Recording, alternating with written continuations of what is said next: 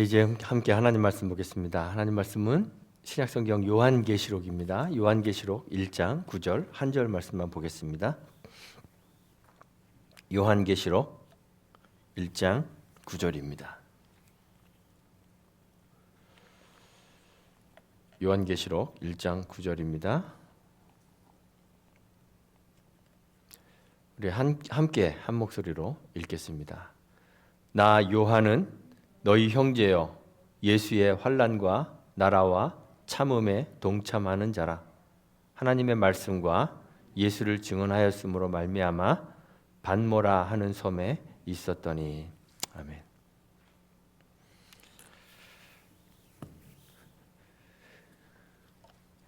진화론은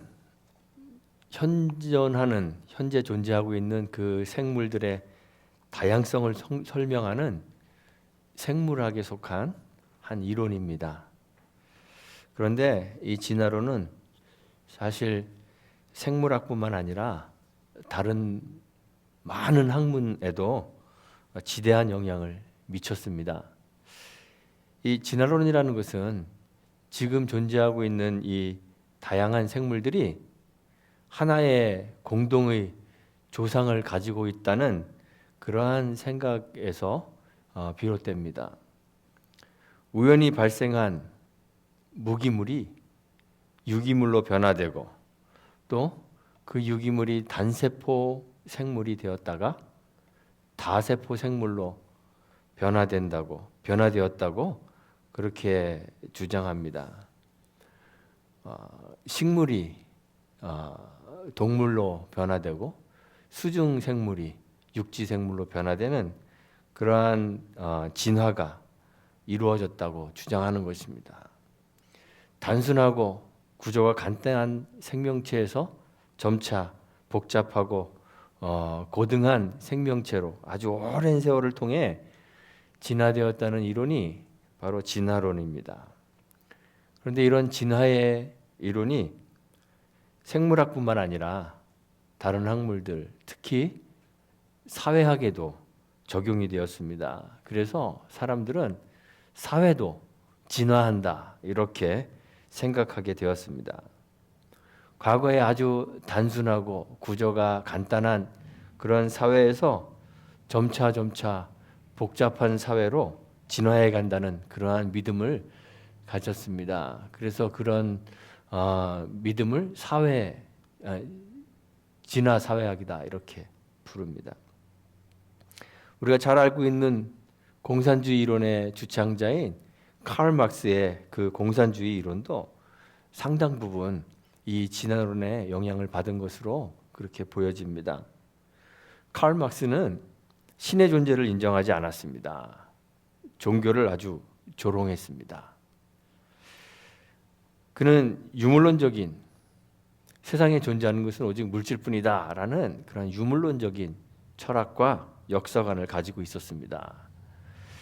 당연히 성경이 말하고 있는 창조를 거부했겠죠. 그는 진화를 받아들였습니다.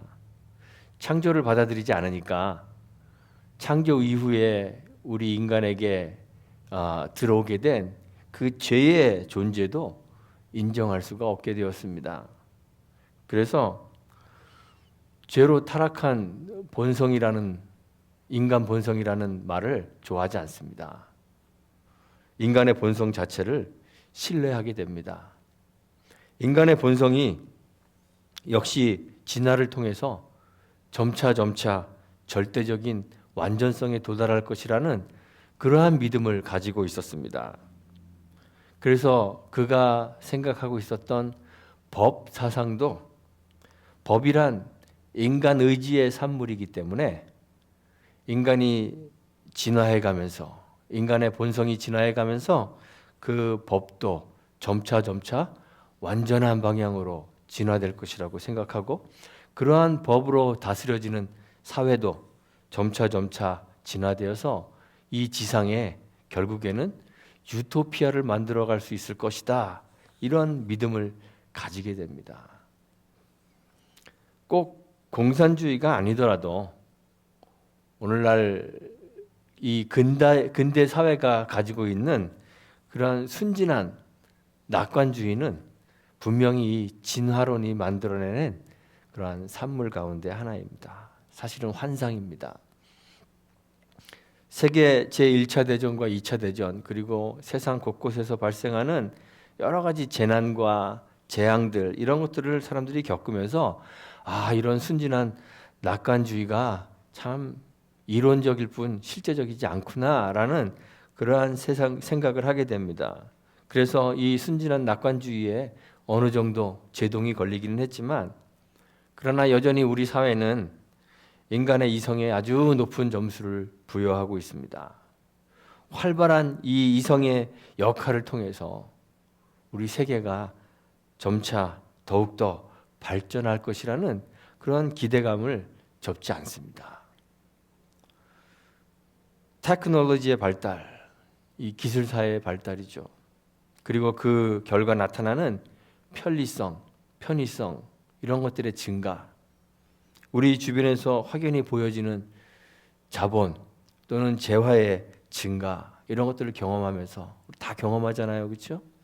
세상이 점점 편해지고 살기 좋아지고 여러 가지 질병과 우리를 가로막고 있었던 장애물들을 극복해 나가고 그리고 우리 사이에 넘쳐나는 그런 재화들 그런 것들을 보면서 더 완전에 가까운 유토피아가 올지도 모른다라는 그런 미래에 대한 희망을 버리지 못합니다. 그런데 성경이 가르치고 있는 세상은 근대 사회가 가지고 있는 이 낙관주의와는 전혀 다릅니다. 성경적 세계관에 의하면 세상은 하나의 종이 분화되어서 새로운 종의 생명체가 출현하거나 또는 불완전하고 단순한 생명체가 점점 완성된 형태로 진화하는 것이 절대 아닙니다. 처음부터 각기 그 종류대로 창조되었습니다. 또한 처음 만들어졌을 때가 가장 완전한 형태를 가집니다. 하나님이 세상을 창조하실 때 매 창조의 날마다 하루를 보시기에 좋았더라 라는 그의 감상과 평가로 마무리합니다. 그리고 마지막 날에는 심히 좋았다고 그렇게 평가하셨습니다. 이렇게 완전하게 창조된 하나님의 창조가 죄로 인하여 타락하고 오염되었다고 성경이 가르칩니다. 그래서 세상이 점점 진화되어서 좋아지고 있는 것이 아니라 그와는 정반대로 가장 아름답고 좋았던 세상이 점점 나빠지고 결국에는 멸망하게 된다고 성경이 가르칩니다. 신자가 세상 속에서 희망을 가지는 이유는 세상이 더 좋아지고 더 완전한 상태로 진화될 것이기 때문이 아닙니다. 멸망을 향해 달려가고 있는 죄로 오염된 세상이지만 이 세상 속에 하나님 나라가 침투해 있기 때문에 신자가 희망을 가지는 것입니다. 하나님 나라가 이미 너희 가운데 임했다라는 그 주님의 말씀대로 우리는 비록 멸망이 결정된 세상 속에 살고 있지만 이 세상에 속하지 않고 주께 선택되어 하나님 나라의 백성으로 살고 있는 것이기 때문에 우리가 소망을 가지는 것입니다. 세상 속에 하나님 나라를 가져오고 그 나라의 백성들을 만들어내는 것이 주님이 우리 가운데 오셔서 하신 주님의 일입니다. 오늘날 많은 사람들이 우리 예수님의 신성을 부인합니다.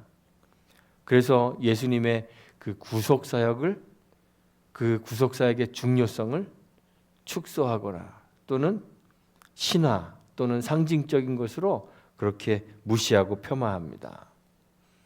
예수님을 도덕적으로 뛰어난 교사 정도로 훌륭한 사상가로 여깁니다.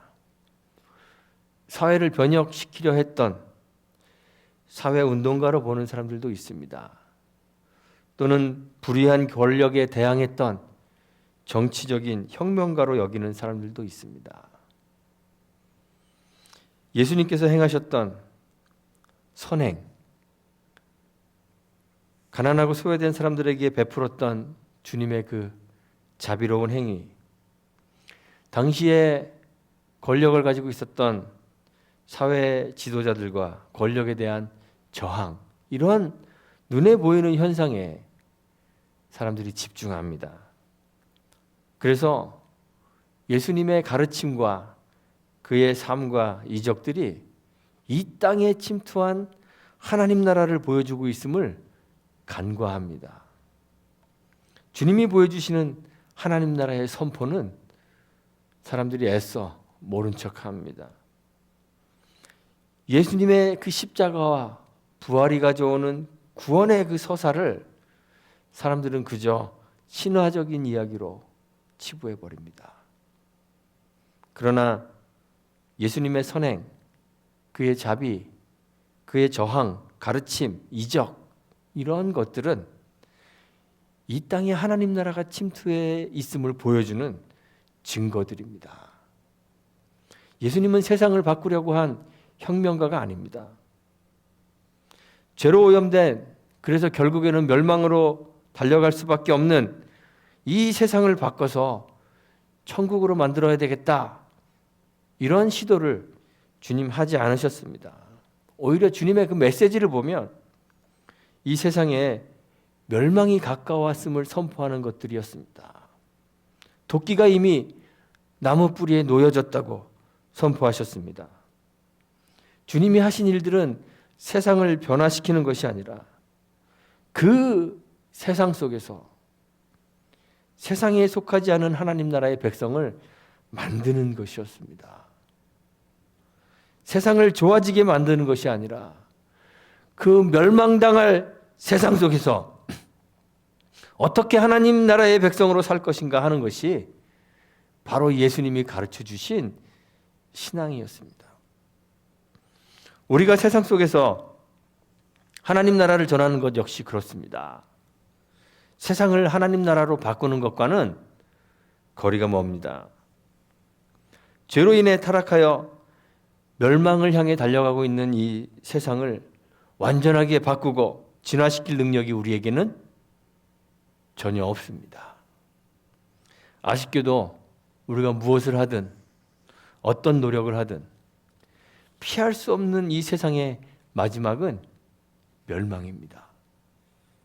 우리가 살고 있는 세상이 계속 진보해 가는 것 같고 날마다 더욱더 살기 좋아지는 것 같아서 사람들이 막연하고 순진한 희망을 가지게 되지만 사실 오늘날 세계가 보존되는 것은 세상의 멸망을 부정하는, 부인하는 근거가 될 수 없습니다. 베드로는 베드로후서 3장 7절에서 이제 하늘과 땅은 그 동일한 말씀으로 불사르기 위하여 보호하신 바 되었다 그럽니다. 경건하지 아니한 사람들의 심판과 멸망의 날까지 보존하여 두신 것이라고 했습니다. 그리고 그날이, 주의 날이 도둑같이 올 것인데 그날에는 하늘이 큰 소리로 떠나가고 물질이 뜨거운 불에 풀어지고 땅과 그 중에 있는 모든 것이 드러나리라고 했습니다. 이런 세상 속에서 주의 백성들이 해야 하는 일은 세상을 변화시키는 것이 아니라 이 세상 속에서 세상에 속하지 않은 하나님 나라의 백성으로 사는 것입니다. 복음을 전하는 것은 세상을 하나님 나라로 만들기 위함이 아니라 하나님 나라의 백성을 만드는 것임을 기억해야 하는 것입니다. 보통 믿음에는 능력이 있음을 알고 있습니다. 주님이 의심하는 사람에게 그를 꾸짖으시며 믿는 자에게는 능히 하지 못할 일이 없다, 이렇게 말씀하셨습니다. 주님의 말씀에 따라서 바울도 빌립보서 4장 13절에 보면 내게 능력 주시는 자 안에서 내가 모든 것을 할 수 있습니다. 이렇게 선언했습니다. 우리는 이 말씀들을 오해하여서 믿음을 불가능도 가능케 하는 마법의 도구처럼 생각합니다. 그래서 해서는 안 되는 일,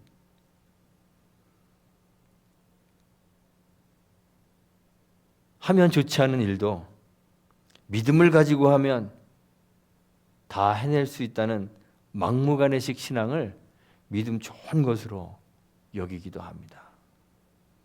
그런데 바울이 할 수 있다고 선언한 그 모든 것은 과연 무엇이었을까요? 바울은 바로 그 앞구절에서 이렇게 이야기합니다. 내가 궁핍함으로 말하는 것이 아니니라. 어떠한 형편에든지 나는 자족하기를 배웠노니 나는 비천에 처할 줄도 알고 풍부에 처할 줄도 알아. 모든 일 곧 배부름과 배고픔과 풍부와 궁핍에도 처할 줄 아는 일체의 비결을 배웠노라. 이렇게 이야기했습니다. 그리고 나서 13절에서 내게 능력 주시는 자 안에서 내가 모든 것을 할 수 있느니라 이렇게 담대히 선언했습니다. 바울이 선언했던 그가 할 수 있는 것은 배부름에 처할 줄 아는 것, 배고픔도 견딜 줄 아는 것, 풍부에 처할 줄 아는 것, 궁핍도 견딜 줄 아는 것, 그런 것이었습니다. 세상의 부유함 견딜 줄 모르는 사람이 어디 있겠습니까? 나는 돈이 너무 많아서 견딜 수가 없어. 이런 사람이 있습니까? 저도 좀 그래봤으면 좋겠네요. 세상의 부유함 견딜 줄 모르는 사람이 어디 있겠습니까?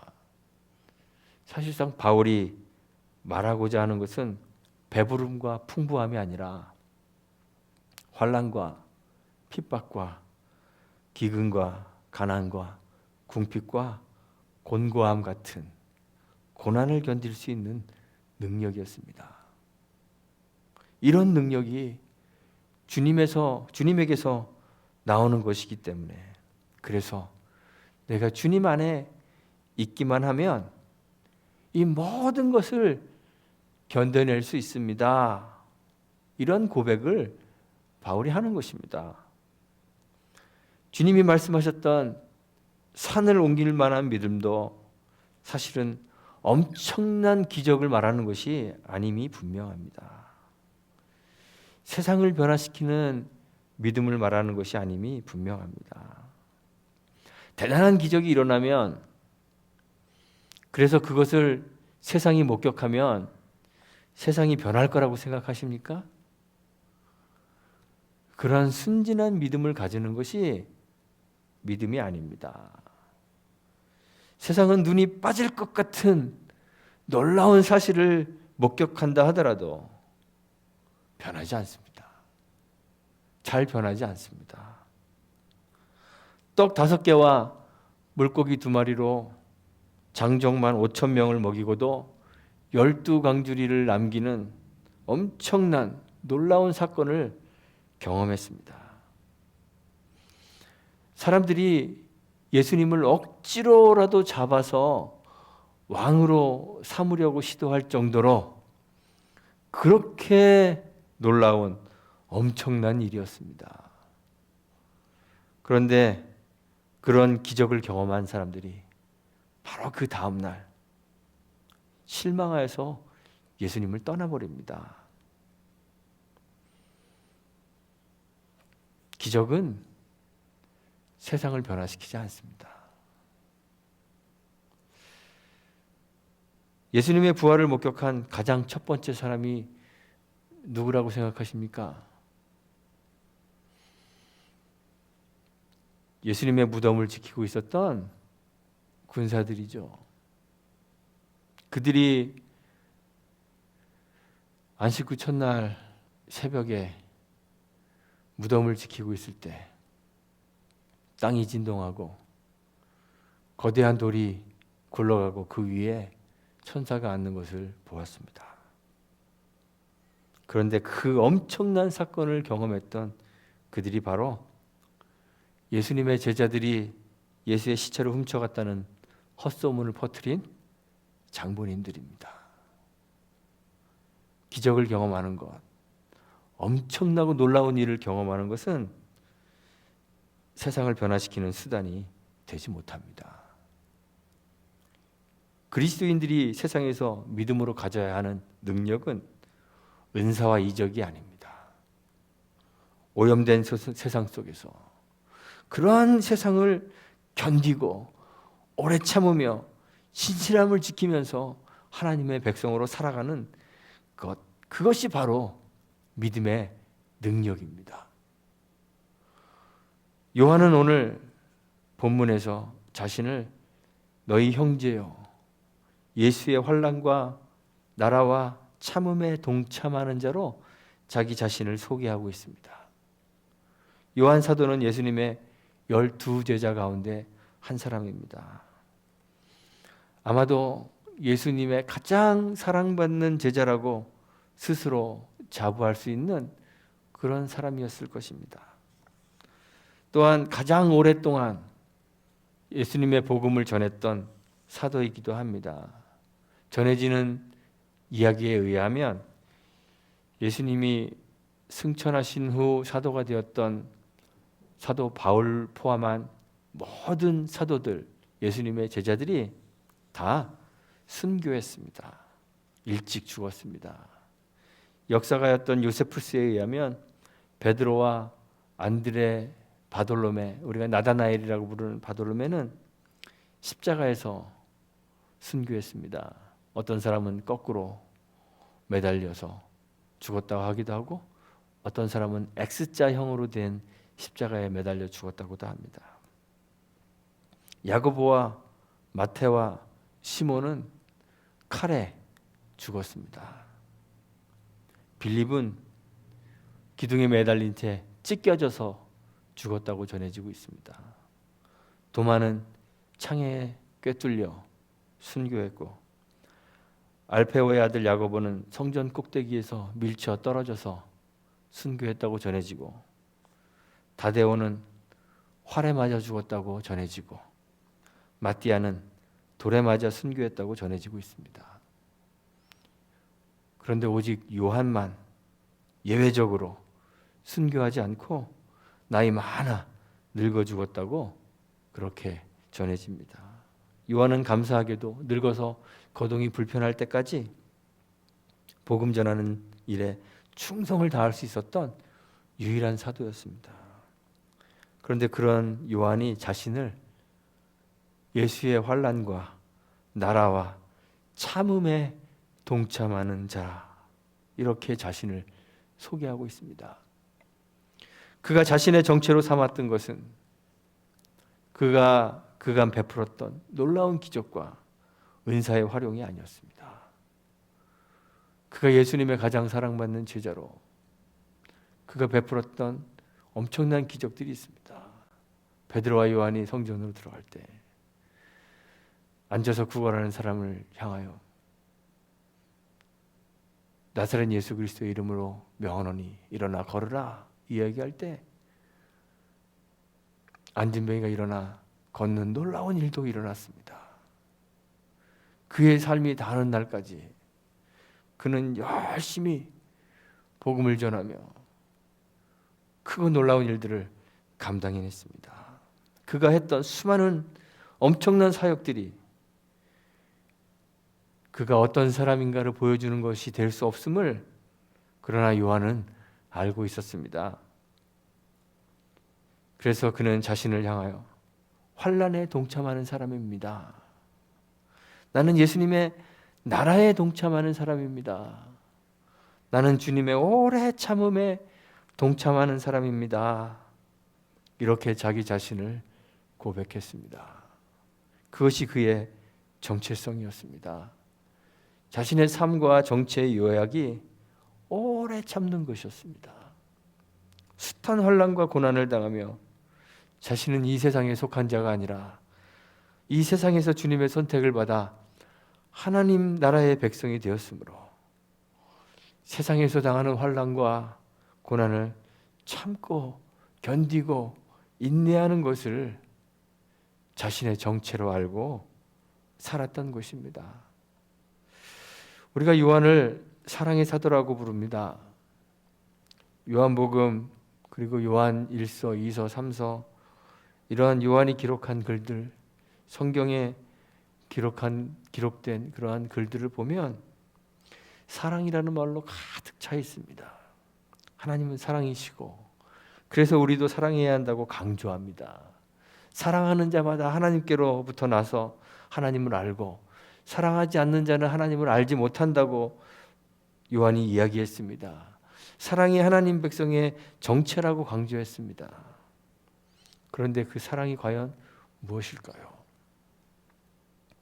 사랑은 추상적인 단어가 아닙니다. 사랑은 감성적인 언어가 아닙니다. 바울은 사랑을 참는 것이라고 했습니다. 오래 참음이라고 했습니다. 고린도전서 13장에서 사랑은 언제나 오래 참는다고 했습니다. 참고 견디고 인내하는 것. 우리의 이기적인 본성이 자신의 육신을 위해 살라고 속삭이며 유혹하고 있을 때 우리의 본성이 요구하는 세속적 삶을 참아내는 것, 견디고 인내하는 것, 신실함을 지키는 것, 이것이 바로 사랑이고 이것이 믿음이었던 것입니다. 그래서 요한은 자신을 주의 참음에 동참하는 자라고 그렇게 소개했습니다. 세상을 변화시키려고 하면 우리는 금방 지치고 포기할 수밖에 없습니다.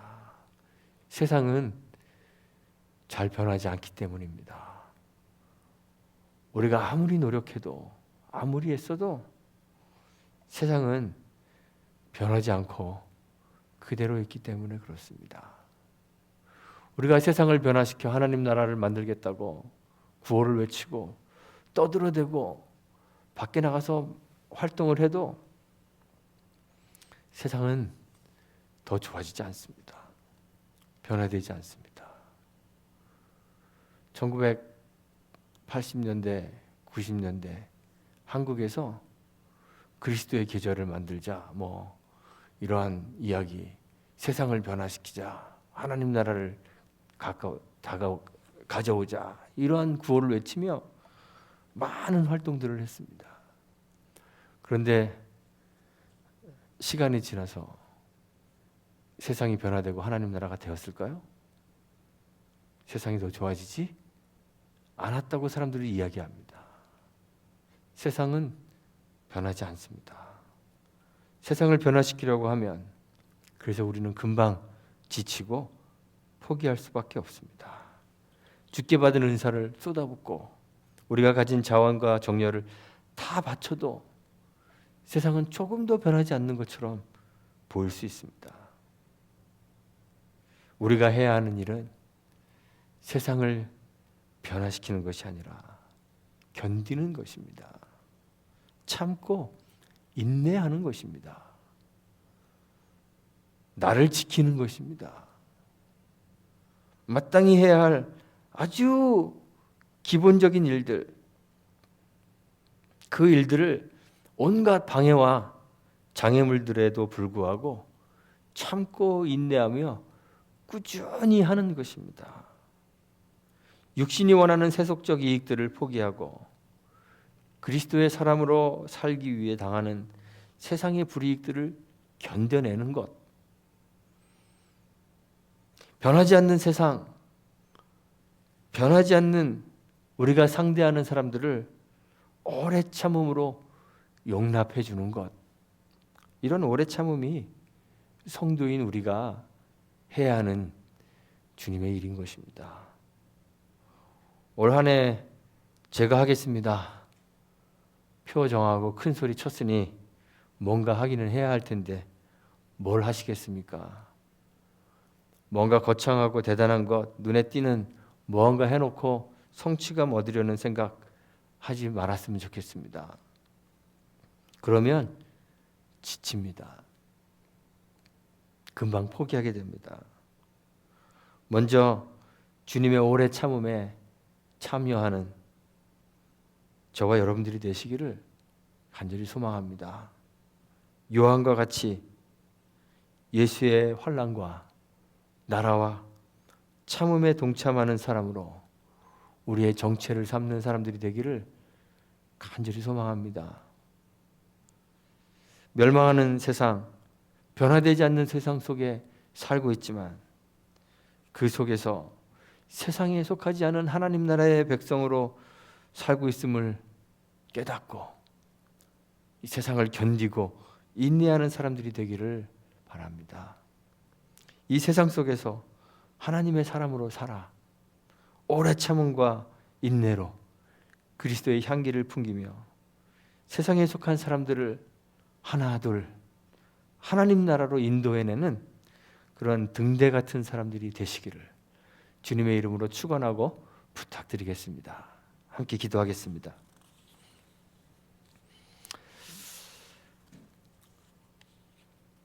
하나님 감사합니다. 죄로 가득 차 멸망으로 달려가는 이 세상 속에서 세상에 속하지 않고 하나님 나라에 속한 사람으로 선택하여 주셔서 주님의 나라 백성으로 살게 하시니 감사합니다.